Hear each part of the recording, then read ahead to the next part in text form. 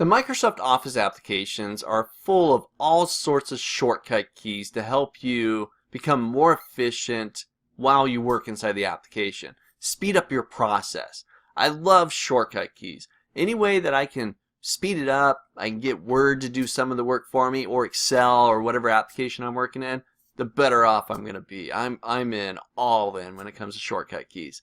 Now, I've mentioned some of them already, and I'm going to continue to mention more shortcut keys as we go through this course. But I've created a simple little Word document here with some of the more common shortcut keys. Some of these you might be familiar with, some of them maybe not so much. But I recommend download the file, take a peek at it, notice the ones, refresh your memories on the ones that you already use, and take a look at some of the new ones that you probably don't use just yet. But you're going to find as you start memorizing these and starting to use them in your day-to-day process within Word, you're going to get faster and more efficient as you work inside the application.